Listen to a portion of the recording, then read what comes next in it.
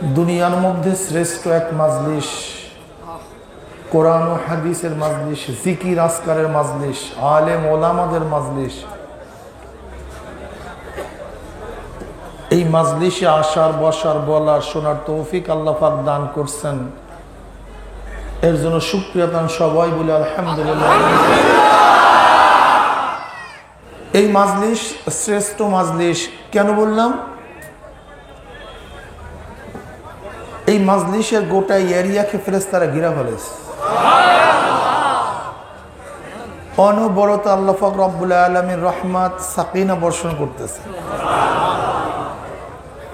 ফেরেশতাদের মাঝে এই মাজলিসকে নিয়ে আল্লাহ পাক আলোচনাও শুরু করছেন। وعن أبي هريرة رضي الله تعالى عنه قال قال رسول الله صلى الله عليه وسلم পড়েন সবাই সাল্লাল্লাহু আলাইহি ওয়াসাল্লাম لا يقعد قوم يذكرون الله تعالى إلا حفتهم الملائكة وغشيتهم الرحمة ونزلت عليهم السكينة وذكرهم الله في من عنده رواه মুসলিম। এই মাজলিস এত গুরুত্বপূর্ণ, এত দামি। এখানে ঢুকছিলাম, আমল নামে বহুত গুনাহ ছিল, কিন্তু যখন বের হয়ে যাব গুনাহ সব সাফ হয়ে যাবে, পরিষ্কার। শুধু গুনাহ সাফই নয়, মাফি নয়, আল্লাহ পাক সমস্ত গুনাহকে নেকের দ্বারা পরিবর্তন করে দেবেন। বুখারী শরীফের দীর্ঘ এক রওয়ায়াত, এই মাজলিসকে কেন্দ্র করে আল্লাহ পাক ফেরেশতাদের সাথে বিভিন্ন প্রশ্ন জবাব দেওয়ার পরে সিদ্ধান্ত দেন, নতিজা, রেজাল্ট।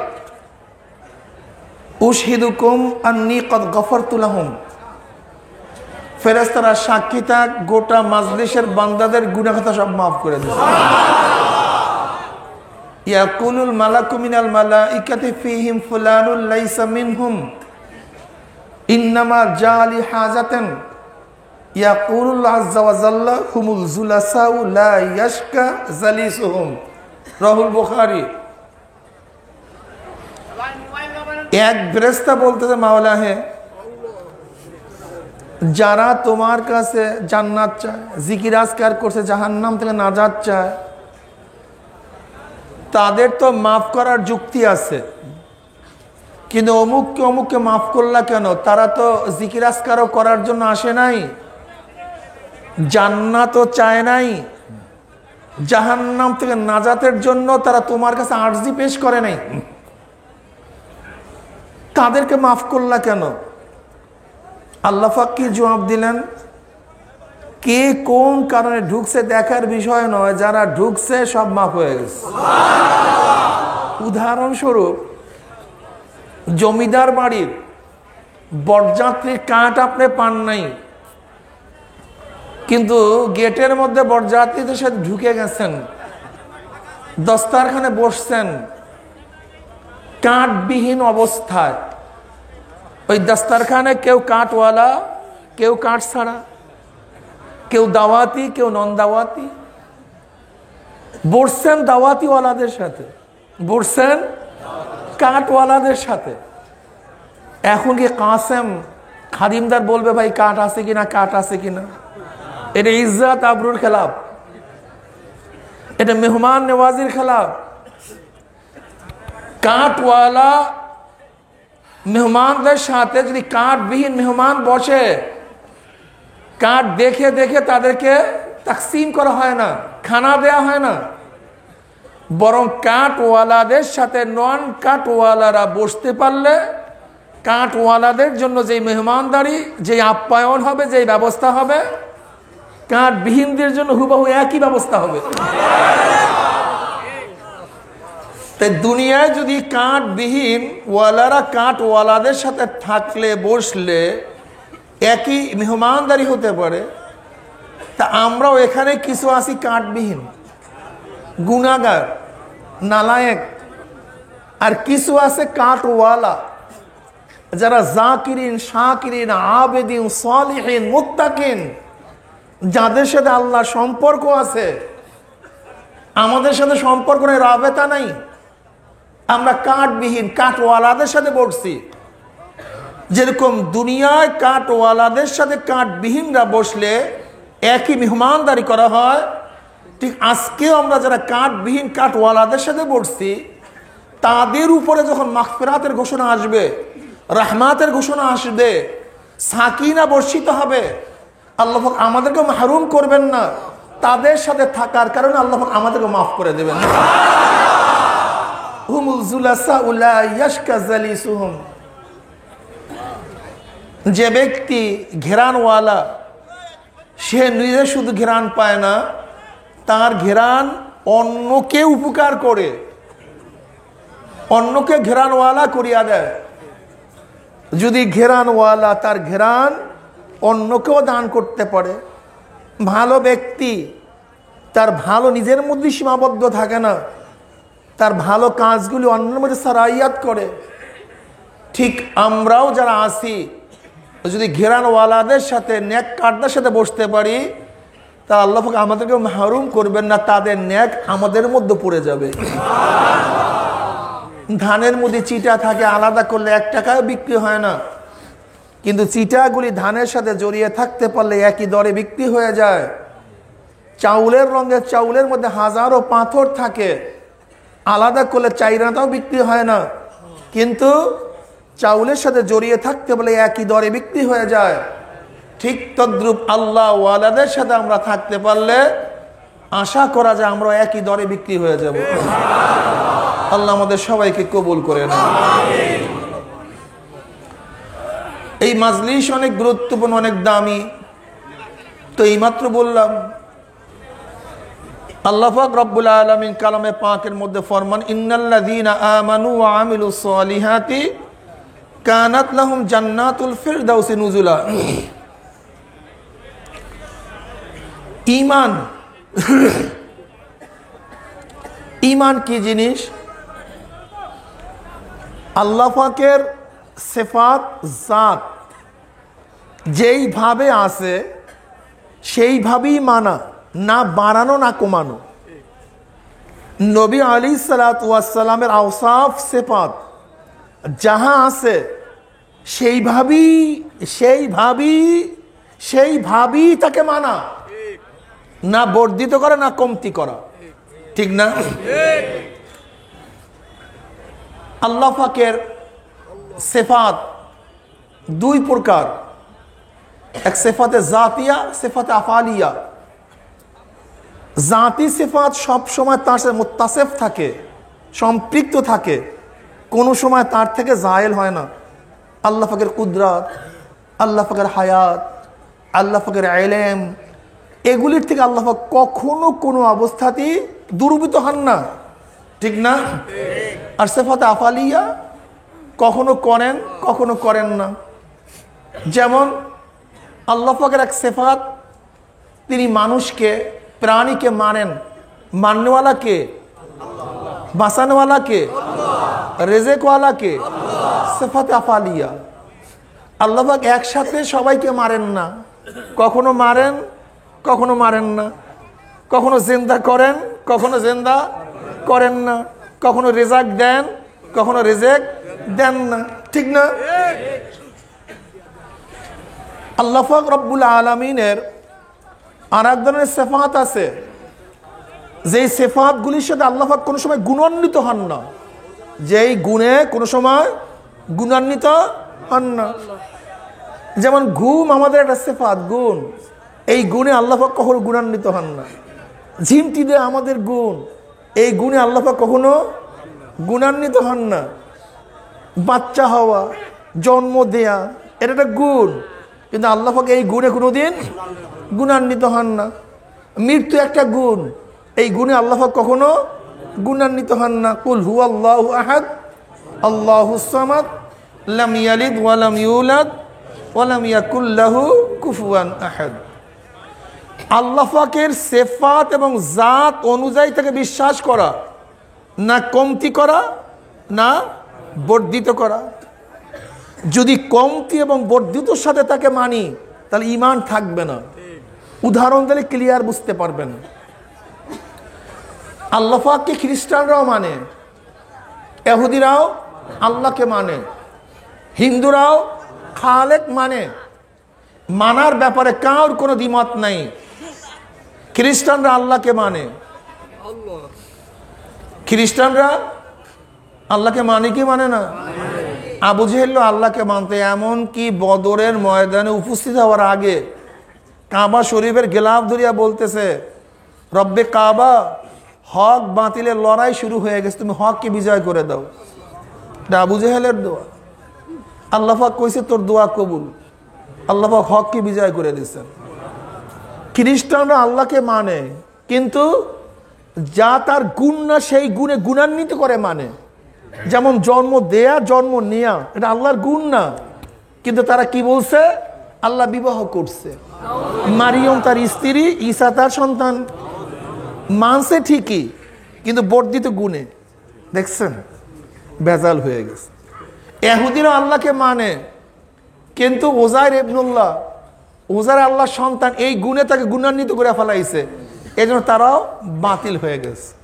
হিন্দুরাও আল্লাহকে মানে, লেকিন সব গুণ তার মধ্যে আছে এইটা মানে না, সে ভাবতেছে গুণ ভাগ হয়ে গেছে। যেমন প্রত্যেকটা হিন্দুকে প্রশ্ন করেন, তুমি কি সৃষ্টিকর্তা মানো? বলে অবশ্যই মানি। খালেক মানো? অবশ্যই মানি। তাহলে আমাদের মতো মানছো না কেন? বলে তাকে মানি, কথা ঠিক, লেকিন মন্ত্রণালয় ভাগ হয়ে গেছে। যদি প্রশ্ন করেন, ভাই তাই সরস্বতীকে পূজা করো কেন, দেবীকে পূজা করো কেন, গণেশকে পূজা করো কেন, তখন সে কি বলবে? যে ভাই দেখো, প্রাইম মিনিস্টার আছে, প্রধানমন্ত্রী, কিন্তু সে একা দেশ চালাতে পারে না, তার মন্ত্রণালয় বহুত না। একটা অর্থ মন্ত্রণালয় ভিন্ন, বিদ্যুৎ মন্ত্রণালয় ভিন্ন, চিকিৎসা মন্ত্রণালয় ভিন্ন। ঠিক আল্লাহ তো আল্লাহ মিয়ার ক্ষমতা আছে, কিন্তু তিনি মন্ত্রণালয় ভাগ করে দিছে। বিদ্যা বুদ্ধির ক্ষমতা একজনের কাছে, ধনী বানানো না বানানোর ক্ষমতা একজনের কাছে, রোগ দেয়া না দেওয়ার ক্ষমতা একজনের কাছে, সূর্য চালানো না চালানোর ক্ষমতা এক ধরনের কাছে। এর জন্য আল্লাহকে মানি, কিন্তু যার কাছে যেই ক্ষমতা আছে সেই ক্ষমতা অর্জন করার জন্য, উপকৃত হওয়ার জন্য আমরা তার কাছে মাথা নত করি। যেমন একজন হিন্দুকে প্রশ্ন করেন, ভাই তুমি সরস্বতীকে পূজা করো কেন? সে বলবে বিদ্যা দেওয়া না দেওয়ার মালিক সরস্বতী, কাজে আমি সরস্বতীকে যদি পূজা করতে পারি আমি বিদ্বান হয়ে যাব। এমন কোনো হিন্দু দোকানদার নাই, ব্যবসায়ী নেই যার ঘরের মধ্যে গণেশের একটা ছবি নেই। যদি প্রশ্ন করেন, ভাই তুমি গণেশের ছবি রাখলা কেন? বলে ধনী বানানো না বানানোর ক্ষমতা গণেশের কাছে, কাজে আমি যদি গণেশকে সন্তুষ্ট করতে পারি আমি ধনী হয়ে যাব। যদি আপনাদেরকে প্রশ্ন করেন, ভাই তুমি কালীকে পূজা করো কেন? কালীকে, সে কি বলবে? জোলা, কলেরা, বসন্ত, রোগ শোক থেকে বাঁচাবার ক্ষমতা কালীর কাছে, কাজে কালীকে যদি সন্তুষ্ট করতে পারি আমি রোগ মুক্তি হয়ে যাব, আমার রোগ মুক্তি পেয়ে যাব। কাজে এর জন্য আমি কালীর সন্তুষ্টির জন্য তার সামনে মাথা নত করতেছি। তা আল্লাহকে মানে, কিন্তু সমস্ত গুণে তাকে গুণান্বিত মনে করে না। বুঝাতে পারছি? সব গুণে তাকে গুণান্বিত মনে করে না। একদল লোক নবীকে মানে, নবীকে মানে, কিন্তু কিছু গুণ বর্ধিত করে দেয়। যেমন নবীকে মানি ঠিকই, কিন্তু তিনি গায়েব জানে। নবী কি জানে? এটা নবীর গুণ না, নবীকে মানছে বর্ধিত গুণ দিয়া। যে গুণটা ছিল আল্লাহর, সেই গুণটা ঢুকাইয়া দিয়েছে নবীর মধ্যে। নবীকে মানে, কিন্তু কি বল তিনি হাজের নাজের, তিনি সব জায়গায় উপস্থিত। এই গুণটা নবীর না, কিন্তু আল্লাহর গুণটা নবীর মধ্যে ঢুকাইয়া দিছে। কথাটা বুঝাতে পারি নাই? নবীকে মানে কি মানে না, কিন্তু বর্ধিত গুণের সাথে, বর্ধিত গুণের সাথে। আবার কেউ তো নবীকে মানে, কিন্তু তার আহকামকে মানে না, তার কানুনকে মানে, নিয়মকে মানে না, নবীর শরিয়াতকে মানে না। আছে কি নাই? আমি সবার উদাহরণ দেব অল্প অল্প, তাহলে বুঝতে পারবেন আমাদের ঈমানের অবস্থাটা কোথায়। আনোয়ার শাহ কাশ্মীর রহমতুল্লাহ আলাইহি বলেন, নবীর জাত এবং সিফাত সহ নবী আলাইহিস সালাতু ওয়াস সালাম আনিত সমস্ত বিধানকে যদি কেউ না মানে সে মুমিন না, সে কাফের। নবীর সাথে তার সমস্ত আহকামকেও মানতে হবে, তার সমস্ত আনিত নিয়মকেও মানতে হবে। নবীকে মানছো, তার কানুন মানো না, ভালো লাগে না, তোমার মধ্যে ঈমান নেই। এবার আসুন আমি দুই একটা উদাহরণ দিলে বুঝতে পারবেন। একদল মানুষ দেখবেন আশিকে নবী, নবীর পাগল, কিন্তু সে কি জানে? নবী গায়েব জানে। ধরে নেন, আমি তাদেরকে প্রশ্ন করতে চাই, কোন এক খ্রিস্টান পণ্ডিত, ইহুদি পণ্ডিত, নাস্তিক পণ্ডিত যদি তোমাকে বলে ভাই তোমার নবীর গুণ কি কি, তুমি বলবে আমার নবীর গুণের সাথে কি আছে? তিনি গায়েব জানে। যদি খ্রিস্টান পণ্ডিত আপনাকে প্রশ্ন করেন, ঠিক আছে তিনি তো গায়েব জানে, গায়েব জানা অর্থ কি ভাই? গায়েব মানে যার কাছে অস্পষ্ট নাই, যার কাছে অস্পষ্ট নাই সেই গায়েব জানে। যার কাছে স্পষ্ট সব কিছু সে হলো গায়েবের মালিক। যে অস্পষ্ট সে গায়েবের মালিক হতে পারে না। কি কথা ঠিক না? যে সব জানে সে হলে গায়েবের মালিক, যে সব জানে না সে হলে গায়েবের মালিক না। ঠিক না? গায়েব মানে কি? অদৃশ্য, অস্পষ্ট, অজানা, একে বলা হয় গায়েব। তাই নবী কি জানে? ওদের ভাষায় কি জানে? এখন যদি হিন্দু পণ্ডিত, খ্রিস্টান পণ্ডিত, নাস্তিক পণ্ডিত আপনাকে প্রশ্ন করে এফকে আয়েশার ঘটনা কি ভাই? নবী আলাইহিস সালাতু ওয়াস স্ত্রী আয়েশার উপরে যে তুহমাত দিয়েছিল, অপবাদ দিয়েছিল, এই ঘটনা তুমি কি জানো? সে বলবে জানি।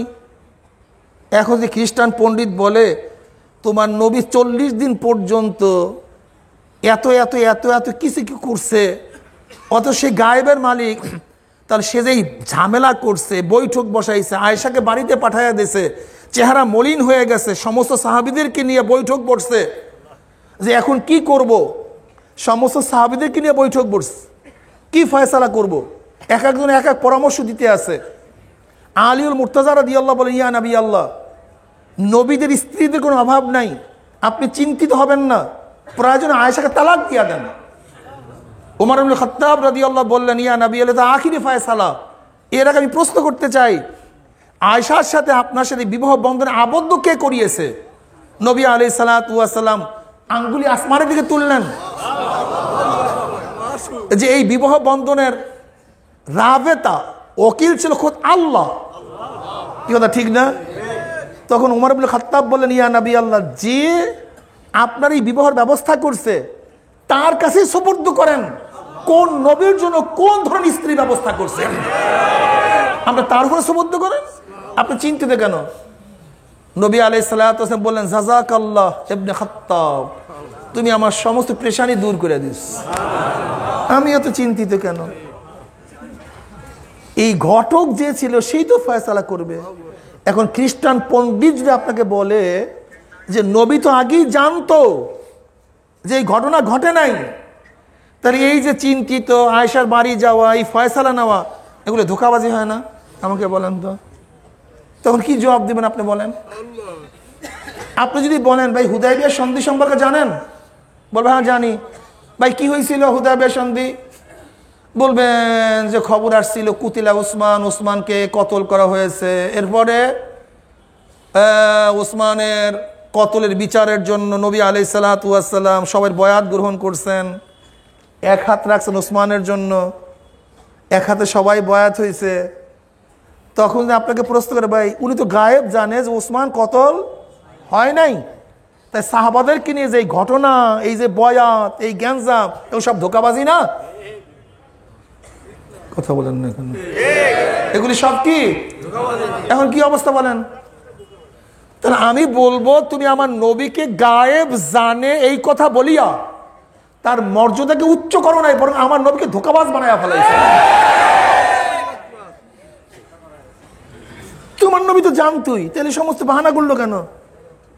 কিসের জন্য বাহানা করছে আমাকে বলেন? তাহলে আমার নবীকে আমি মানবো তার যে গুণ, সেই গুণের সাথে, এর বাহিরে কোনো গুণে আমি গুণান্বিত না বর্ধিত করব না কমতি করব। আল্লাহর যে গুণ আছে সেই গুণের সাথেই তাকে মানবো, না বর্ধিত করব না কমতি করব। আমি আগেই বলছিলাম একদল লোক নবীকে মানে অতিরিক্ত গুণের সাথে, ভেজালের মধ্যে। আর একদল মানে আমার নবীর আহকামকে অস্বীকার করে। যেমন এদেশের হাজারো মানুষ আমার নবীকে মানে, নামাজ পড়ে, রোজা রাখে, ইবাদত করে, সিজদা করে। যদি প্রশ্ন করি ভাই আমার নবী আলাইহিস সালাতু ওয়াস সালাম যে কানুন নিয়ম নিয়ে আসছে সেগুলি মানো না কেন? সে বলবে নবীর সমস্ত নবীর এই আইনটাই এখন এই জমানায় চলে না। নবীকে মানছে কিন্তু কানুন মানে নেই। দেখছেন, নবীকে মানছে, তার নিয়ম কানুন এটাও তোমার মানা হয় নাই। নবীকে মানা হয় নাই। আগে ঈমান ঠিক করো। আমার গবেষণায় আমি দেখছি সব কিছুর ভেজাল ঈমানের মধ্যে। সব কিছুর ভেজাল কিসের মধ্যে? সব কিছুর ভেজাল ঈমানের মধ্যে। ঈমানের মধ্যে সব কিছুর ভেজাল। তুমি যদি নবীকেই মানো তাই নবীর আহকামাত গুলি মানো না কেন? নিয়ম মানো না কেন? তুমি কি দেখছো যদি স্ত্রী স্বামীকে মানে তার স্বামীর কানুন মানতে হয়, নিয়ম মানতে হয়। স্বামী যদি স্ত্রীকে মহব্বত করে তাই স্ত্রী যা বলে তা মানতে হয়। ছেলে যদি বাবাকে মহব্বত করে বাবা যে আদেশ করে সেটাকে শ্রদ্ধা ভরে মানতে হয়। প্রতিষ্ঠানের যে ছাত্র ভর্তি হয় প্রতিষ্ঠানের আইন কানুন অনুযায়ী তাকে চলতে হয়। যে বাংলাদেশের নাগরিক দাবি করে তাকেও বাংলাদেশের কানুন অনুযায়ী চলতে হয়। ঠিক তদ্রূপ যে আমার নবীকে নবী মানে তাকেও নবীর নিয়ম অনুযায়ী চলতে হয়। নবীর নিয়ম অনুযায়ী না চললে সে নবীর উম্মত থাকে না, ভেজাল হয়ে যায়। তুমি বুঝো না কেন? আশ্চর্য বিষয়, আমি বাংলাদেশের নাগরিক, ধরে নেন আমি যদি এক বক্তৃতায় 99% বাংলাদেশের প্রশংসা করি, শুধু 1% পাকিস্তানের প্রশংসা করি, অবস্থাটা কি হবে বলেন? আওয়ামী লীগের স্টেজে এক ব্যক্তি 98-99% শেখ সাহেবের প্রশংসা করছে, শুধু 1% জিয়াউর রহমানের প্রশংসা করছে। বক্তৃতার পরে কি কথা বলেন না কেন? এক ব্যক্তি বিএনপি স্টেজে 99% জিয়াউর রহমানের প্রশংসা করছে, শুধু 1% শেখ সাহেবের প্রশংসা করছে। কি অবস্থা? তুমি কেন বুঝতেছো না? যেমন আওয়ামী লীগের স্টেজে অন্য কার প্রশংসা সহ্য হয় না, চলে না। বিএনপির স্টেজে অন্য কার প্রশংসা মানায় না। বাংলাদেশের নাগরিক অন্য কোনো দেশের প্রশংসা করলে দেশদ্রোহী হিসাবে দেশ থেকে লাথি মেরে তাকে তাড়িয়ে দেয়। ঠিক মুসলমানের স্টেজে কেউ যদি Socrates, Plato, socialism, capitalism, communism, ইসলামের বাহিরের কোনো আদর্শ নিয়ে গবেষণা করে, মতবাদ পেশ করে, চিল্লাচিল্লি করে, তাহলে ইসলামের খাতা থেকে তার নাম কেটে যায়। তোমাকে বুঝতে হবে তোমার নাম কেটে যায় ইসলাম থেকে, কাটা। তুমি সেজদা করতেছো ঠিকই, তুমি বুঝো নাই সেজদা করতেছো। তুমি প্রভাবিত ইবাদত করো। কি ইবাদত? প্রভাবিত ইবাদত বুঝেন না? আসলে ঈমান, আরে ভাই প্রভাবিত প্রতারণা না, প্রভাবিত ইবাদত। আগে চুপ করেন তারপর শুনেন, আমাকে বলতে দেন, না বুঝলে উত্তর দেন না। প্রতারণা ইবাদত এক জিনিস, প্রভাবিত ইবাদত ভিন্ন জিনিস। কি ইবাদত ভাই বলছিলাম? যেমন ছোট বাচ্চা মার সাথে সেজদায় লুটায়া পড়ে, কিসের প্রভাবে? মায়ের প্রভাবে। মা ইবাদত করে, সের জন্য সে সেজদায় লুটায়া পড়ছে, প্রভাবিত ইবাদত। ছোট বাচ্চা রোজা রাখছে, কি রোজা এটা? ও আল্লাহর মহব্বতে রোজা রাখে না, ওর পর আহকামাত, এটা ফরজ। যদি রোজা না রাখি আমার জাহান্নাম, রোজা রাখলে জান্নাত। এই ইবাদতের জন্য সে রোজা রাখে নাই। মাকে দেখছে, বাবাকে দেখছে, ঘরে সবাইকে দেখছে, ওদের প্রভাবে প্রভাবিত হয়ে তারপর রোজা রাখা শুরু করছে। সে কিন্তু আহকামাত পালন করার জন্য নয়, ইসলামের ইসলাম পালন করার জন্য সে রোজা রাখে নাই। প্রভাবিত ইবাদতের অবস্থা কি হয়েছে? যদি তাকে বলা হয় রোজা ভাঙ্গো, রোজা ভাঙ্গো, হাজারো চেষ্টা করে সে রোজা ভাঙবে না, প্রভাবিত হয়ে গেছে। কিন্তু মাওলার মহব্বতে রোজা রাখে নাই, শরীয়তের কানুন মানার জন্য সে রোজা রাখে নাই। ঠিক আমাদের দেশে হাজারো মুসল্লি নামাজ পড়ে, সেজদা করে, রোজা রাখে, প্রভাবিত ইবাদত, মাওলানা মুহাব্বতের ইবাদত না।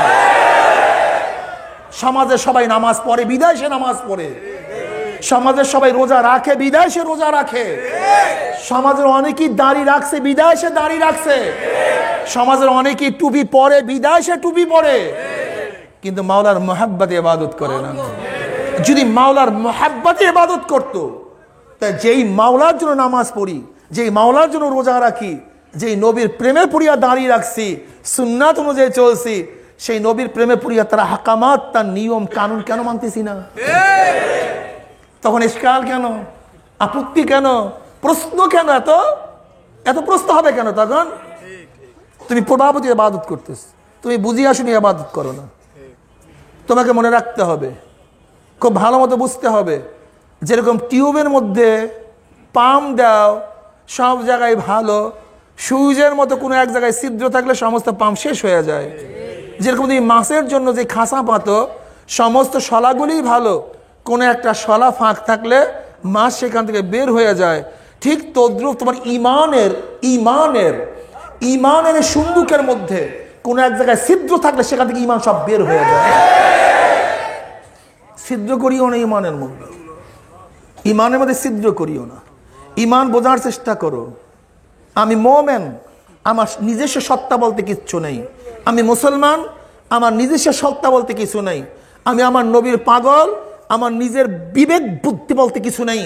আমার সত্তা, আমার বিবেক, আমার বুদ্ধি সব শরীয়ত আমাকে যেইভাবে বলছে, নিষেধ করছে, আমি করব না। ফাজলামি করিও না। তুমি শরীয়তের মধ্যে শুধু ইশকাল তুলো, এইটা করব কেন, সেইটা করব কেন। কেন তুমি এই ইশকাল তুললা না কেন যে ভাই উকিল সাহেব, অ্যাডভোকেট সাহেব, আপনি গাউন পরতেছেন কেন? আপনার ওকলাতি করার জন্য তো গাউনের কোনো দরকার নেই। গাউন বুঝেন নাই? ওই যে কালো একটা কোট। আপনি জজকে তো কোনোদিন প্রশ্ন করলেন না, জজ সাহেব আপনি কেন রায়ের সময় টাই পরেন? রায়ের জন্য তো টাইর কোনো প্রয়োজন নেই। আপনি কোনোদিন প্রশ্ন করেন নাই উকিল আর্মি সাহেব আপনি এই পোশাক পরলেন কেন? আপনি কোনোদিন প্রশ্ন করলেন না পুলিশ সাহেব আপনি এই পোশাক পরলেন কেন? সবার মধ্যে ধারণা পুলিশ মানি তাদের পোশাক ভিন্ন, মিলিটারি মানি তাদের পোশাক ভিন্ন। হ্যাঁ, উকিল মানি তাদের গাউন পরতে হবে, জজ মানি তাকে টাই পরতে হবে। যেরকম জজের জন্য ভিন্ন পোশাক আছে, পুলিশের জন্য ভিন্ন পোশাক আছে, আর্মির জন্য ভিন্ন পোশাক আছে, ওদের জন্য ভিন্ন কানুন আছে, মুসলমানদের জন্য ভিন্ন পোশাক আছে, মুসলমানদের জন্য ভিন্ন। এখানে কোনো প্রশ্ন নেই, এখানে কোনো প্রশ্ন নেই। এইটি আমার কানুন, এইটি আমার নিয়ম, এইটি আমার চলার গতি, এইটি আমার চলার পথ। ইমানকে মজবুত করো, ইমানকে ঠিক করো। একদল মানুষ তো আল্লাহকে মহাব্বত করে, আল্লাহকে মানে, কিন্তু তার সমস্ত সেফাতওয়ালা মানে না। তারা মনে করে জান্নাতে নেওয়ার জাহান্নামের মালিক হলো ওই বাবা অমুক তমুক। কি কথা ঠিক না? ছেলে দেওয়ার মালিক অমুক, ছেলে দেওয়ার মালিক তমুক, নাজাত দেওয়ার মালিক তমুক। ও মানে ঠিকই, কিন্তু আল্লাহ পাকের সেফাত অন্যের মধ্যে ঢুকাইয়া দিছে। কিন্তু আমরা কি বলবো? কুলিল্লাহুম্মা মালিকাল মুলক, সমস্ত ক্ষমতার মালিক কে? জান্নাতে নেওয়ার মালিক, জাহান্নাম থেকে বাঁচাবার মালিক। তা প্রশ্ন করতে পারে হুজুর এখানে আসছি কেন? হ্যাঁ, এখানে কেন আসছি? সব মালিক তো আল্লাহ, এখানে আসবো কেন? দরকারটা কি? ভাই রিজিক দেওয়ার মালিককে, সুস্থ করা মালিককে। ব্যবসা করলেন কেন? চাষ করলেন কেন? দোকান খুললেন কেন? সুস্থ করার মালিক আল্লাহ। হসপিটালে গেলেন কেন? ঔষধ সেবন করলেন কেন? বিদ্যা দেওয়ার মালিককে। প্রতিষ্ঠানে ভর্তি হইলেন কেন? কথা বলেন না কেন? বলেন না কেন? হ্যাঁ, রেজেকের মালিক আল্লাহ, কিন্তু আল্লাহ পাক নিজাম ছাড়া রেজেক দেন না। সুস্থ কথার মালিক আল্লাহ, কিন্তু কোন পদ্ধতি ছাড়া আল্লাহ পাক সুস্থ করেন না। শিক্ষিত করার মালিক আল্লাহ, কিন্তু পদ্ধতি ব্যতীত আল্লাহ পাক শিক্ষিত করেন না। হেদায়েতের মালিক আল্লাহ, কিন্তু হেদায়েতের পদ্ধতি ব্যতীত আল্লাহ হেদায়েত করেন না।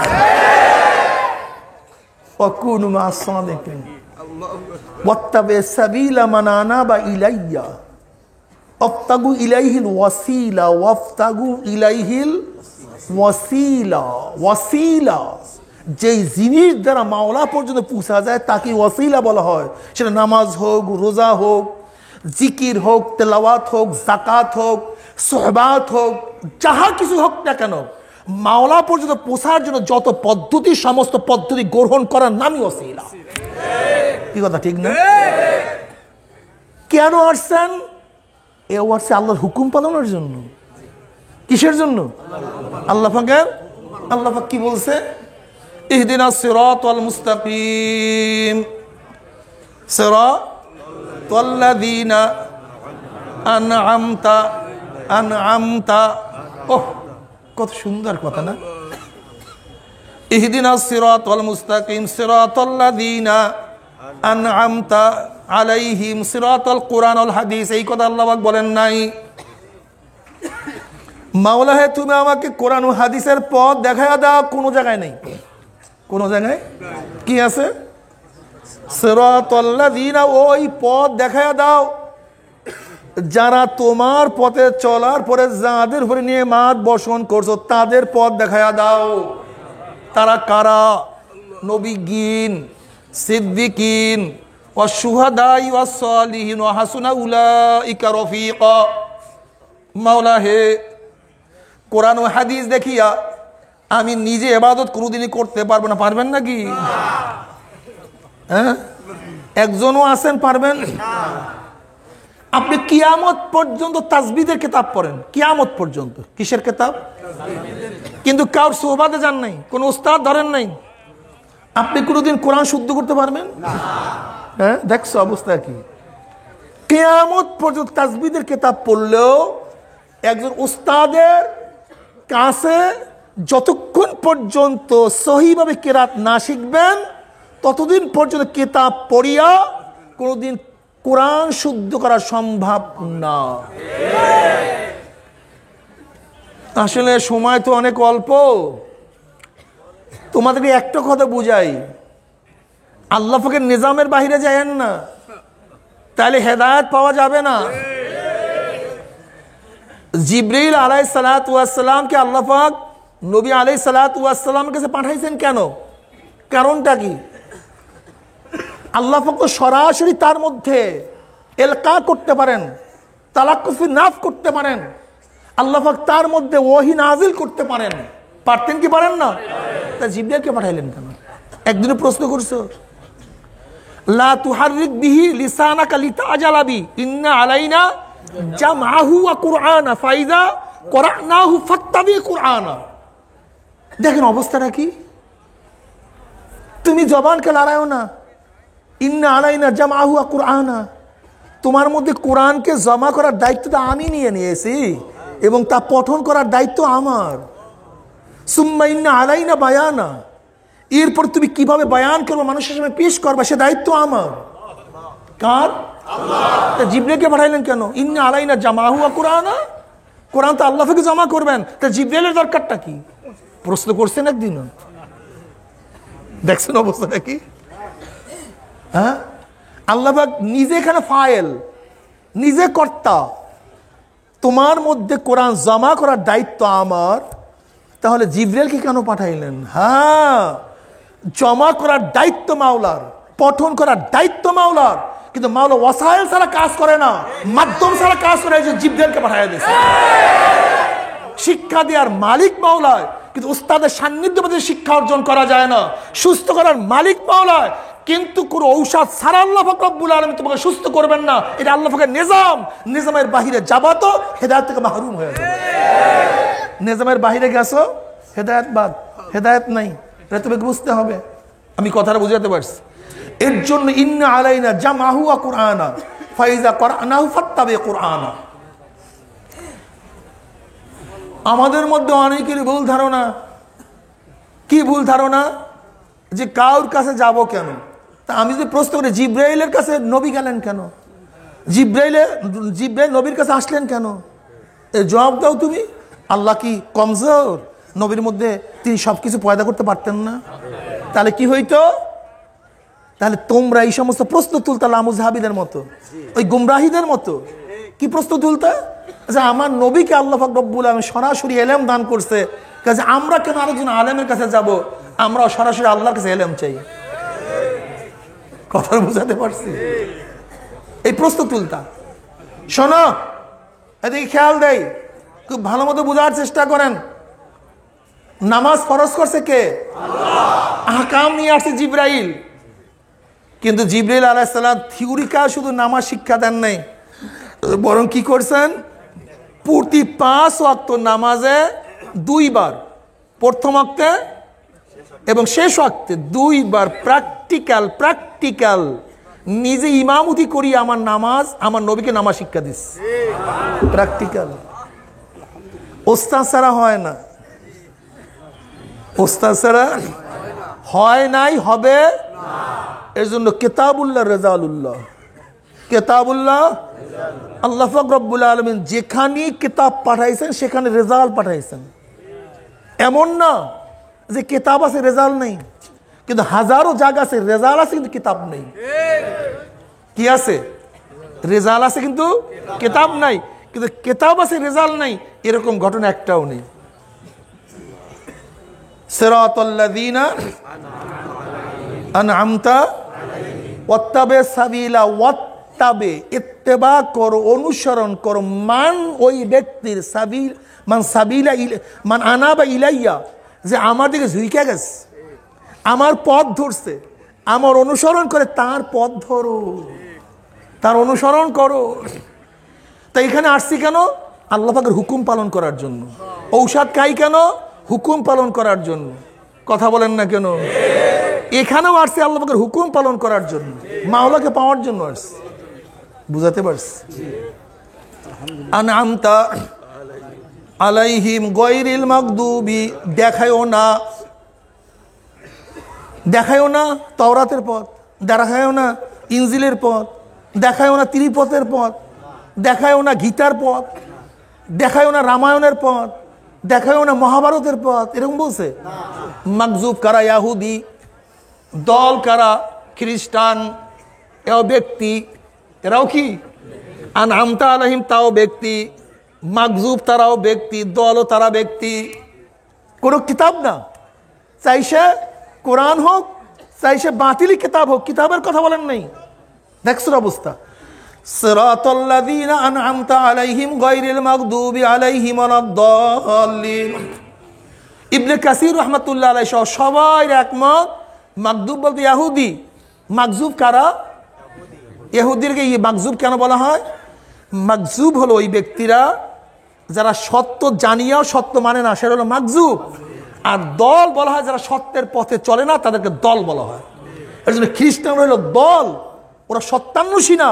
আর ইহুদিরা হলো মাগজুব, ওরা সত্য জানতো কিন্তু সত্য মানতো না। আমাদের দেশে এক দল আছে যারা সত্য জানে কিন্তু মানে না। কি কথা বলেন না কেন? আপনি একজনকে কসম কেটে বলবেন, কোরআন মাথায় দিয়ে বলবেন যে ভাই বলো তো চরমনাই হক কি হক না, একটা কসম করে বলবেন। যখনই আপনি কসম করে বলবেন, কিছুক্ষণ পর বলবে যে হ্যাঁ হ্যাঁ ভাই হক তো, কিন্তু মানি না কেন? করে রাজনৈতিক ভেজাল আছে।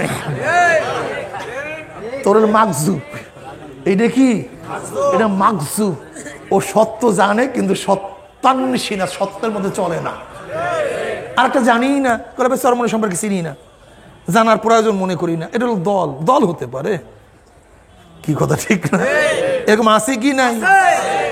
এরকম অনেকেই আছে কোরআন হাদিস জানে, খ্রিস্টানরা ইহুদিরা, কিন্তু মানে না, গুমরাহির কারণে।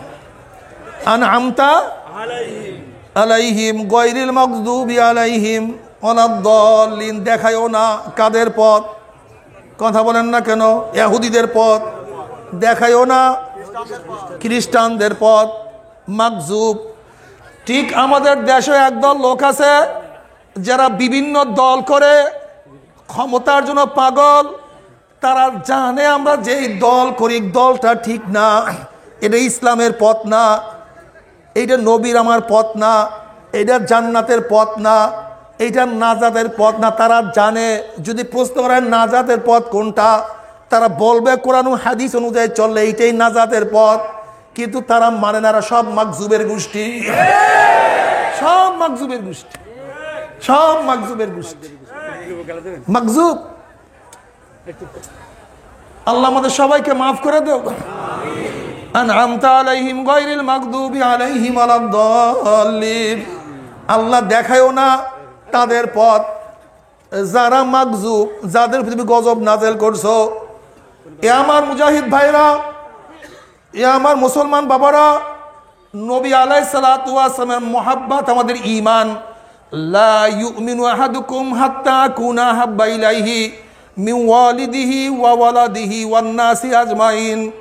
ততক্ষণ পর্যন্ত তুমি মুমিন হতে পারবা না যতক্ষণ পর্যন্ত নবী আলাইহিস সালাতু ওয়াস সালামকে নিজের জীবনের চেয়েও, স্ত্রীর চেয়েও, স্বামীর চেয়েও, বাবার চেয়েও, মায়ের চেয়েও, সন্তানের চেয়েও, নিজের মালের চেয়েও সব কিছুর চেয়ে আমার নবীকে যতক্ষণ পর্যন্ত বেশি মোহাব্বত করতে না পারবা ততক্ষণ মুমিন হতে পারবা না।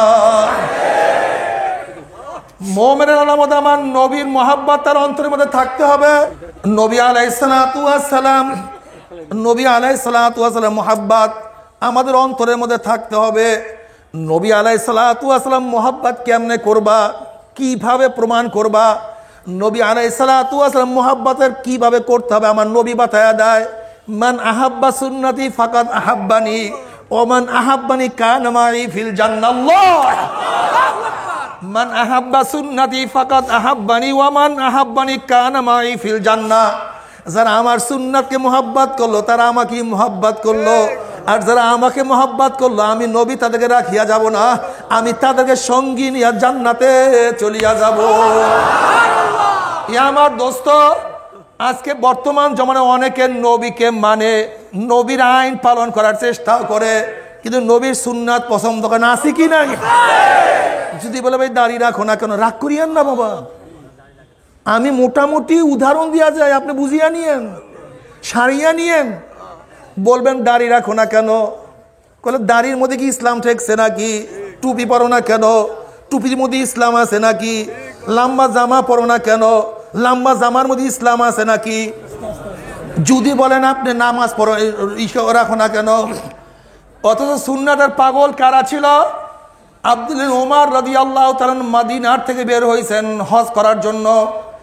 মদিনার থেকে বের হওয়ার পরে একটা গলির মধ্যে ঢুকছেন, ঢুকার পরে সেখানে বসছেন, বসার পরে কিছুক্ষণ থাকার পরে উঠিয়া চলিয়া আসছেন, করে ইস্তেঞ্জা সারেন নাই, হাজাজ সারেন নাই।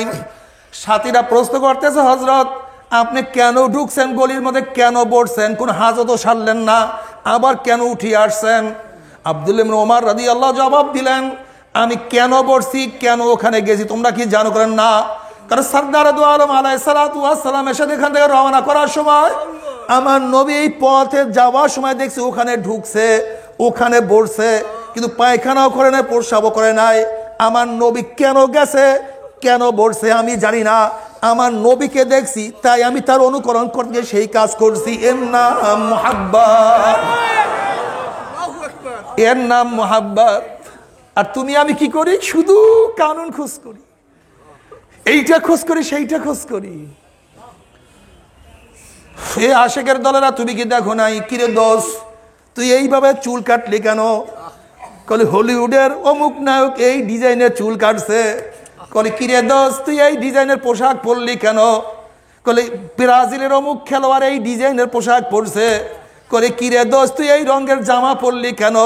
কলে বোম্বের অমুক নায়ক এই জামার এই রকমের জামা পরছে।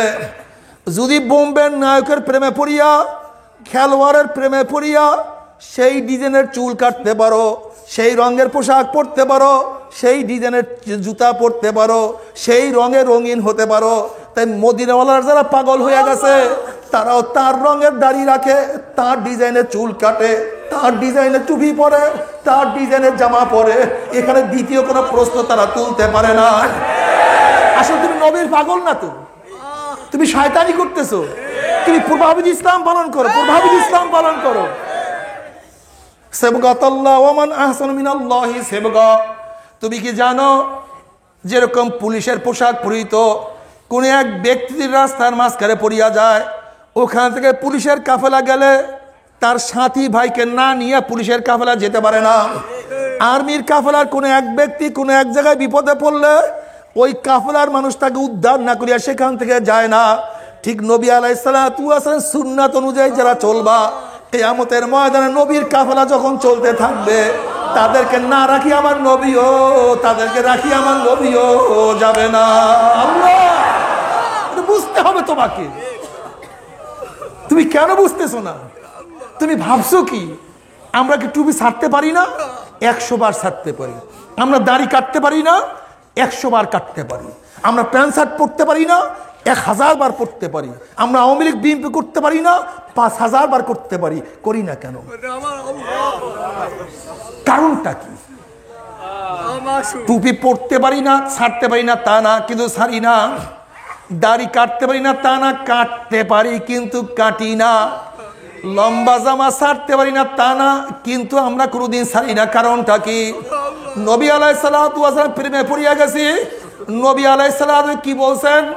মান দাইয়া সুন্নতি হুররিমাত আলাইহি শাফাআতি, যে আমার সুন্নাতকে নষ্ট করিয়া দিল, আমার সুন্নাত মানে না, আমার সুন্নাতকে পছন্দ করে না, তার নজরে তার চোখের মধ্যে আমার সুন্নাতকে ভালো লাগে না, ওর উপরে আমার সুপারিশ সম্পূর্ণ হারাম হইয়া যাবে। আমি কিয়ামতের ময়দানে তাকে সুপারিশ করব না। এ আমার যুবক বাবারা, মুরব্বী বাবারা,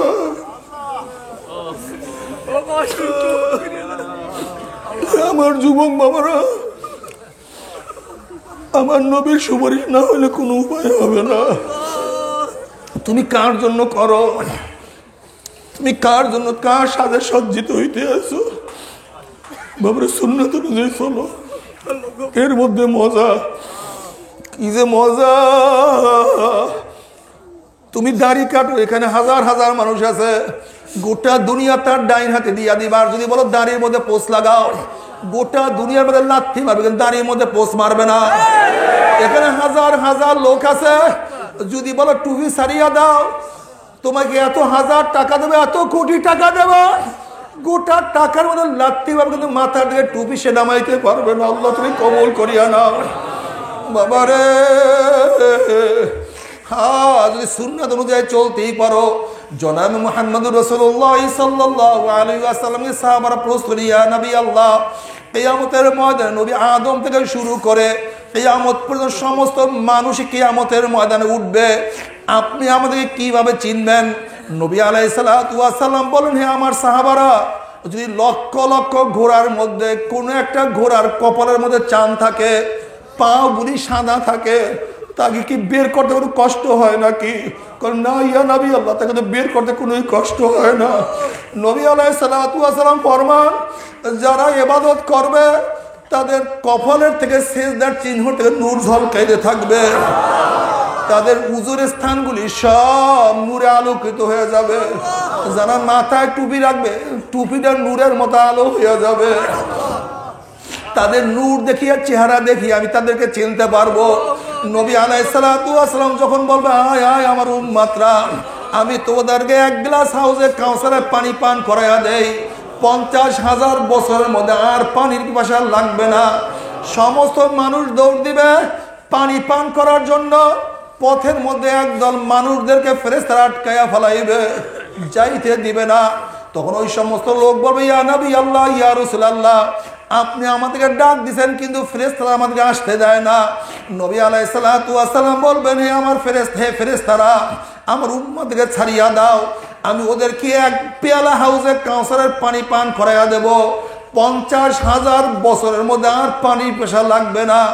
তখন ফেরেশতারা বলে, ইয়া নবী আল্লাহ, ইয়া রাসূলুল্লাহ, আপনি তো জানেন না, আপনি দুনিয়ার থেকে বিদায় হওয়ার পরে কপাল পরা নামাজ পড়তো না, রোজা রাখতো না, মদ পান করতো, গাঁজা সেবন করতো, ইয়াবার মধ্যে ডুবন্ত অবস্থায় থাকতো, সুদ খাইতো, ঘুষ খাইতো, পর্দা করতো না, জেনা বিবাহের মধ্যে লিপ্ত থাকতো, টুপি পরতো না, দাড়ি রাখতো না, সুন্নাত পছন্দ করতো না।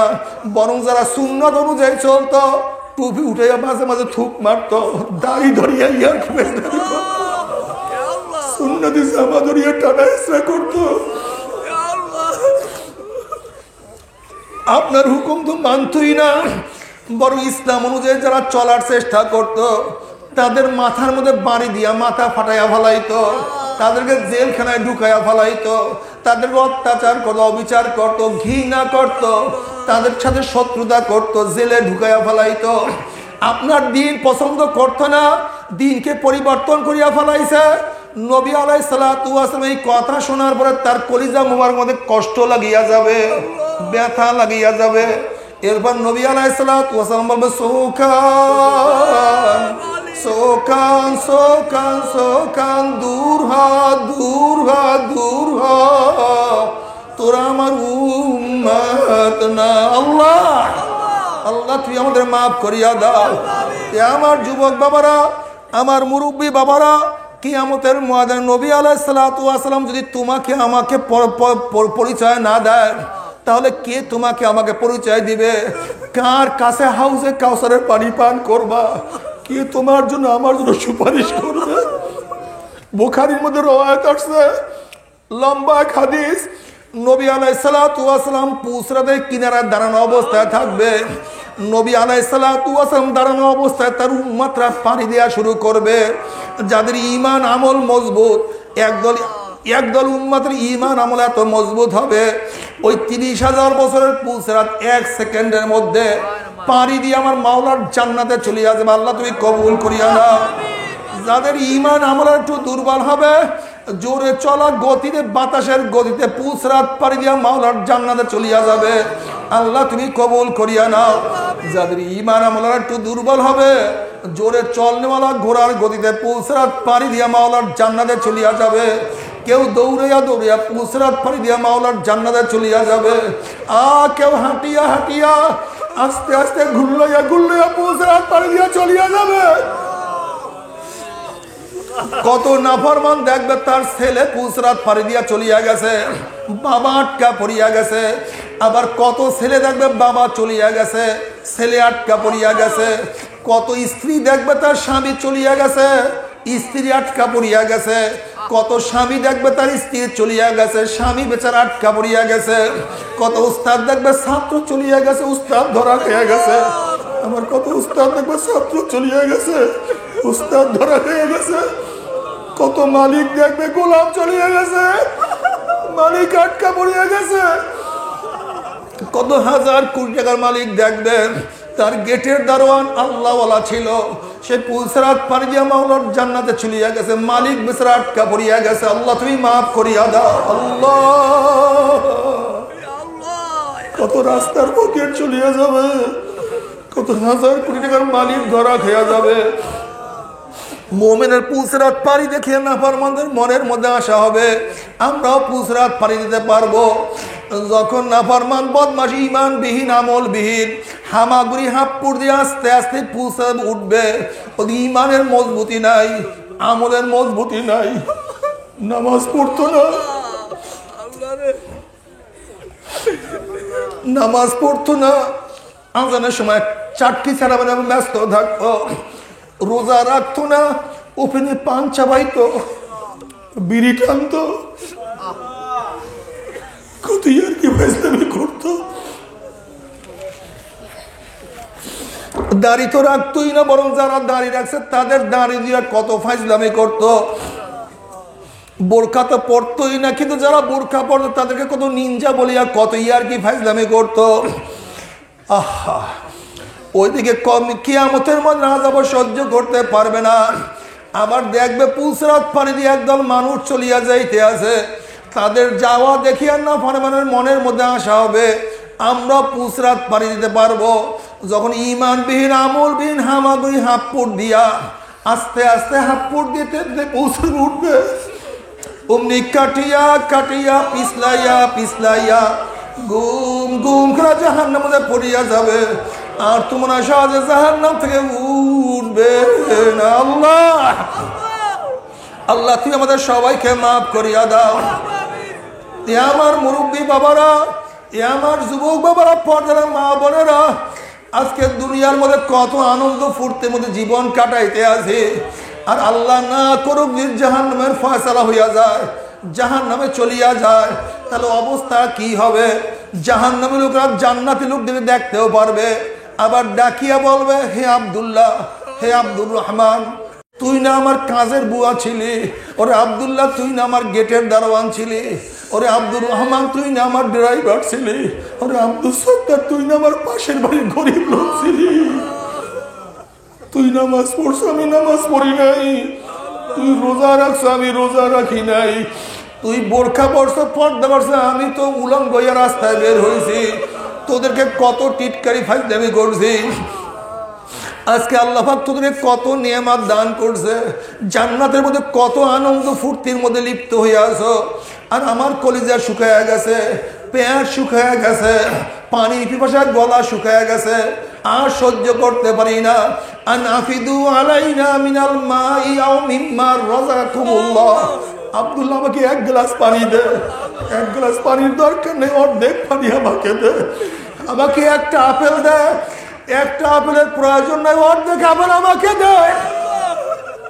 আমাকে একটা রুটি দে, একটা রুটি দেওয়ার প্রয়োজন নাই, অর্ধেক রুটি আমাকে দে। আনাফিদু আলাইনা মিনাল মাই আও মিম্মা রাযাকাকুমুল্লাহ। আমি আর সহ্য করতে পারি না, কলিজা বের হয়ে যাইতে আছে। তখন জান্নাতীরা ডাক দিয়ে বলবে, হে জাহান্নামে হারামখোরের দলেরা, হে বেনমাজির দলেরা, নাফরমানের দলেরা, আমার মাওলা পাক কি কালামে পাক আগেই বলেন নাই যে জান্নাতের সমস্ত নিয়ামত আমার মাওলা জাহান্নামের জন্য হারাম করিয়া ফেলাইছে। এই কথা শোনার পরে জাহান্নামের আমার আল্লাহকে আল্লাহ আল্লাহ আল্লাহ কইয়া ডাকা শুরু করবে। তখন আমার মাওলা পাক রব্বুল আলামিন কি জবাব দিবেন তাও কালামে পাকের মধ্যে আমার মাওলা আগেই শুনে দিয়েছে। ফালিয়াউমা নানসাহুম কামা নাসু লিকা ইয়াউমিহিম হাযা। এক নাফরমানের দলেরা দুনিয়ার মধ্যে আব্বাকে আব্বা কইয়া ডাক দিছ, তোর বাবাই খুশি হইয়া গেছে। তোর মাকে তুই মা কইয়া ডাক দিছ, তোর মা খুশি হইয়া গেছে। ভাইয়াকে ভাইয়া কইয়া ডাক দিছ, তোর ভাইয়া খুশি হইয়া গেছে। তোর বসকে বস কইয়া ডাক দিছ, তোর বস খুশি হইয়া গেছে। আমি মাওলা কি অন্যায় করছিলাম? আমি মাওলায় নামাজের ডাক দিছি, নামাজ পড়ার সুযোগ তুই পাও নাই। আমি মাওলায় রোজার আদেশ করছি, রোজা রাখার সুযোগ তুই পাস নাই। আমি মাওলা পাক রব্বুল আলামিন যত শরীয়ত তোর উপরে নাযিল করছি, কোন শরীয়ত তুই মানতে পারো নাই। আমি মাওলায় কি অন্যায় করছি? আমি মাওলা কি একবার আল্লাহ পারো নাই? ফালিয়াউমা নানসাহুম কামা নাসু লিকা ইয়াউমিহিম হাযা। যেরকম দুনিয়াতে বসে আমি মাওলাকে ভুলিয়া গেছিলি, আজকে আমি মাওলা তোদেরকে ভুলিয়া গেলাম। দুনিয়ার মধ্যে আমি মাওলাকে ভুলিয়া গেছিলি, আমি মাওলা তোদেরকে ভুলিয়া গেল।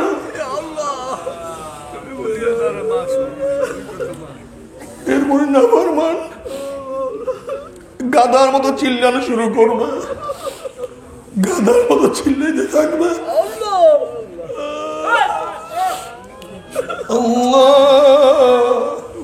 তুমি আমাদেরকে মাফ করিয়া দাও, জাহান্নাম থেকে সবাইকে নাজাত দিয়ে দাও। ও যুবক বাবারা, মুরব্বী বাবারা, তুমি কি জানো জাহান্নাম কত কঠিন জায়গা? বাবারে, নবী মুসা আলাইহিস সালাতু ওয়াস সালাম এক জায়গা থেকে যাইতে আছেন, দেখেন একটা পাথর কাঁদতে আছে। নবী মুসা আলাইহিস সালাতু ওয়াস সালাম বলেন, পাথর তুমি কেন কাঁদো? বলে, আল্লাহ নবী মুসা, আল্লাহ পাক জাহান্নামকে মানুষ এবং পাথর দিয়া জ্বালাইবে। ওয়াকুদুহান নাস ওয়াল হিজারা, মানুষ এবং পাথর দিয়া জ্বালাইবে। আমি সেই জাহান্নামের ভয়ে কাঁদতে আছি। আপনি মাওলার কাছে দোয়া করেন, মাওলা তোমাকে মাফ করিয়া দেয়। নবী মুসা আলাইহিস সালাতু ওয়াস সালাম আল্লাহর কাছে দোয়া করলেন, মাওলা হে, যেই পাথর তোমার ভয়ে কান্দে, জাহান্নামের ভয়ে কান্দে, তুমি তাকে জাহান্নাম থেকে মুক্তি দিয়া দাও, মাফ করিয়া দাও। আল্লাহ পাক রব্বুল আলামিন সুসংবাদ জানাইয়া দিলেন, মুসা তুমি তাকে জানাইয়া দাও, আমি তাকে মাফ করিয়া দিলাম। নবী মুসা আলাইহিস সালাতু ওয়াস সালাম এই সুসংবাদ দিয়া চলিয়া গেলেন। অনেকদিন পর ওই পথ থেকে আবার যখন রওনা করছে, দেখে পাথর আবারও কাঁদতে আছে। নবী মুসা আলাইহিস সালাতু ওয়াস সালাম খুবই রাগী নবী ছিলেন। তিনি পাথরকে ধমক দিয়ে প্রশ্ন করছে, পাথর তুই কি আমার কথা বিশ্বাস করো নাই যে মাওলা তোকে মাফ করিয়া দিছে? তখন পাথর বলতেছে, আল্লাহ নবী মুসা, নবীরা কোনোদিন মিথ্যা কথা বলতে পারে না, আমি আপনার কথা বিশ্বাস করছি, তাহলে আবারও কেন কাঁদতে আসো? তখন পাথর বলতেছে, আল্লাহ নবী মুসা, আমি যদি না কাঁদতাম আমার দিকে আপনি লক্ষ্য করতেন না, মাওলার কাছে দোয়া করতেন না, আর মাওলা আমাকে মাফও করতো না। যেই কান্নার উসিলে আমাকে মাওলা মাফ করিয়া দিয়েছে, ওই কান্না আমি আর কোনোদিনও ছাড়বো না। ও যুবক বাবারা, যেই আমার নবীর আগিলা পিছনে সমস্ত গুনাহ মাওলা মাফ করিয়া দিছে, গুফির লাহু মা তাকাদ্দামা মিন যানবিহি ওয়া মা তাআখার। যেই মাওলা পাক রব্বুল আলামিন নবীর আগিলা পিছলা সমস্ত গুনাহ বরকত ফজিলত মাফ করিয়া দিছে। সেই নবী আলাইহিস সালাতু ওয়াস সালাম নামাজে দাঁড়াইয়া কেমন কান্না কানতেন। ওয়ালি জাউফি আজিজু কাজিজিল মিরজাল মিনাল বুকা। যেরকম পানি উপরে ঢাকনা দিয়ে আবৃত করিয়া নিচের থেকে যদি আগুন জ্বালায় দেওয়া হয়, দেখবেন পানির মধ্যে ঘুম ঘুম ঘুম আওয়াজ করতে থাকে। ঠিক নবী আলাইহিস সালাতু ওয়াস সালাম নামাজের মধ্যে এমন ভাবে কান্নাকাটি করতেন, তার কলিজার থেকে কান্নার ঘুম ঘুম আওয়াজ বের হয়ে আসতো। আমার যুবক বাবা, আমার মুরব্বী বাবারা, তুমি আমি নামাজের মধ্যে কয়দিন কাঁদছে? তোমার আমার নামাজের হালাতটা কি রে বাবা? নবী আলাইহিস সালাতু ওয়াস সালাম নামাজের মধ্যে দাঁড়ায়া থাকতে থাকতে হাত্তা তারেমা কদামাহু, তার দুই পা মোবারক এরকম রসে ফুলিয়া যাইতো। আল্লাহ তুমি মাফ করিয়া দাও, আল্লাহ আল্লাহ তুমি মাফ করিয়া দাও বাবারে। উমর ইবনে খাত্তাব রাদিয়াল্লাহু তাআলা আনহু, যিনি আল্লাহর নবীর পবিত্র জবানায় বারবার জান্নাতের সুসংবাদ পাইছেন, ওমর ইবনে খাত্তাব রাদিয়াল্লাহু তাআলা আনহু সমস্ত নবীদের পরে দ্বিতীয় মর্যাদা অর্জন করছেন। ওমর ইবনে খাত্তাব রাদিয়াল্লাহু তাআলা আনহু নবী বলেন, আমার পরে কেউ নবী হইলে ওমর নবী হইয়া যাইত, যার অনুকূলে কোরআন অনেক আয়াত নাযিল হইয়া গেছে। যাকে শয়তান রাস্তায় দেখলে শয়তান রাস্তা ফালাইয়া যাইত, রাস্তা ছাড়িয়া ফালাইয়া যাইত।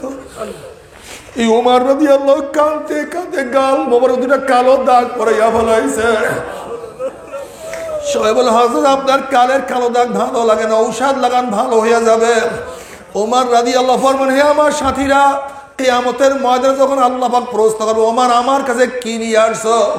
তখন দেখছি আমার নামাজের মধ্যে ভুল, রোজার মধ্যে ভুল, ইবাদতের মধ্যে ভুল। আল্লাহর কাছে পেশ করবে এমন কোনো ইবাদত আমার কাছে নাই। তখন খেয়াল করছে মাওলা, মাওলা রে, তোমার কাছে কোনো কিছু নিয়ে আসতে পারি নাই, তোমার ডরে কাঁদতে কাঁদতে গালে দুইটা কালো দাগ পরাইয়া ফেলাইছি। আল্লাহ আল্লাহ তুমি আমাদের সবাইকে মাফ করিয়া দাও। বাবা তুমি কি জানো কান্না কত দামি? নবী আলাইহিস সালাতু ওয়াস সালাম ফরমান, ইবকু ইবকু ওয়া ইন লাম তাবকু ফাতাবাকু। আমার উম্মত কান্দো কান্দো, কান্না না আসলে মুখটাকে বেখাতে রাখলে মাওলা রে, আমার মাওলা রে। বাবার কান্নার মধ্যে কি যে মজা! তুমি মাওলাকে দেখা আগে কান্দিও, মোনাজাত দিয়া মাওলার সাথে কান্দিও, কি যে মজা! নবী আলাইহিস সালাতু ওয়াস সালাম ফরমান, মান বাকা মিন খাশিয়াতিল্লাহি হারামাল্লাহু তিলকাল আইন আলান নার। যেই চক্ষু মাওলার ভয়ে জাহান্নামের ভয়ে কাঁদবে, আমার মাওলা পাক রব্বুল আলামিন ওই জাহান্নাম, ওই চক্ষুকে জাহান্নামে জ্বালাইবে না, তার উপরে জাহান্নামের কোন হারাম করিয়া দিবে। আল্লাহ নবী আলাইহিস সালাতু ওয়াস সালাম ফরমান, দুই ফোঁটাকে আল্লাহ পাক জাহান্নামে নিবে না। দুই ফোঁটা রক্তের, ওই ফোঁটা আল্লাহর জমিনে আল্লাহর হুকুমত কায়েম করতে গিয়া শরীর থেকে যেই রক্তের ফোঁটা টপকাইয়া পড়ে, ওই রক্তের ফোঁটা আল্লাহ পাক জাহান্নামে নিবে না। চোখের ওই পানির ফোঁটা আমার মাওলার ভয়ে চোখের থেকে খরাইয়া পড়ে। আল্লাহ তুমি কবুল করিয়ে দিও। যুবক বাবারা, আমার যুবক বাবারা, জুয়ান বাবারা, আজকে টাকা হারায় গেলে চোখের মধ্যে পানি আসে, দুনিয়ার মামলায় পড়লে চোখের মধ্যে পানি আসে, দুনিয়ার বিপদে পড়লে চোখের মধ্যে পানি আসে, বাবার সাথে অন্যায় করলে বাবার সামনে দাঁড়িয়ে চোখের থেকে পানি বের হয়ে যায়। উস্তাদের সাথে অন্যায় করলো, উস্তাদের সামনে গেলে চোখের থেকে পানি বের হয়ে যায়। আর মাওলার সাথে এত নাফরমানি করলাম, মাওলার সাথে এত গাদ্দারি করলাম, এই মাওলার সামনে তোর চোখের পানি কেন বের হয় না রে বাবা? আমরা কেন কান্নাকাটি করি না রে বাবা? আসলে কপাল পুড়িয়া গেছে। আল্লাহ তুই আমাদের সবাইকে মাফ করিয়া দাও বাবারে। আজকে থেকে তওবা করো। আল্লাহ গুনার কাজের কাছেও যাব না মাওলানা, আমি নামাজ আর ছাড়বো না। আজকের থেকে ওয়াদা করে আমার নবীর সুন্নাতের মধ্যে পোসার মারবো না। আজকে থেকে ওয়াদা করে আমি দিনের পথ আর ছাড়বো না। আল্লাহ তুই আমাদের সবাইকে কবুল করিয়া নাও। তবে মুমিন মুসলমান বলে সবাই মনে চায় গুনার থেকে ফিরিয়া নেক আমল করিয়া মাওলার জান্নাতে কিন্তু সবাই যাইতে মনে চায়। গুনাহ নিয়া মাওলার জাহান্নামে কাউরে কিন্তু যাইতে মনে চায় না। কিন্তু কেনই বা আমরা নেক আমল করতে পারি না, কেনই বা গুনার কাম ছাড়তে পারি না? এর মূল কারণ আপনার এবং আমার পিছনে নফস এবং শয়তান লাগিয়া রয়েছে। এই নফস এবং শয়তান থেকে ফেরার জন্য যে কোনো একজন হক্কানি আল্লাহর ওলির হাতে হাত দিতে হবে রে বাবা। খবরদার, বর্তমান জমানায় পীর মুরিদের ভেজাল, ব্যবসা, দলাদলি, হিংসা হাসাদে পরিণত হয়ে গেছে। সমস্ত আল্লাহর ওলি একমত যে পীরের 5 জন মুরিদের মধ্যে কম পক্ষে 3 জনকে দেখবা আলহামদুলিল্লাহ সুন্নাত মাহফিক আমল আখলাক মজবুত হয়ে যাইতে আছে, গুনার কাম ছাড়তে আছে, নেকের আমল ধরতে আছে, কলব নরম হইয়া চোখে পানি আসতে আছে। বৃক্ষতর নাম কি, ফলে পরিচয়। আমি চরমোনাই বুঝি না, চরমোনার দাওয়াত প্রশংসা প্রচার প্রসার করার জন্য আসি নাই রে বাবা। চরমোনাই যাওয়ার তোমার কোনো দরকার নাই, কোনো দরকার নাই, কোনো দরকার নাই। তুমি যার কাছে গিয়া পারো গুনার কাম সারো, নেকের আমল ধরো, কলম নরম করিয়া চোখে পানি নিয়া মাওলার কবরে যাইও। যেরকম দুনিয়ার ঘরে আগুন লাগলে পানি ছাড়া নিবানো যায় না, ঠিক তদ্রূপ তোমার এবং আমার গুনার দ্বারা যে জাহান্নামের আগুন জ্বলিয়া রইছে, চোখের পানি ও ছাড়া জাহান্নামের আগুন নিবানো সম্ভব না।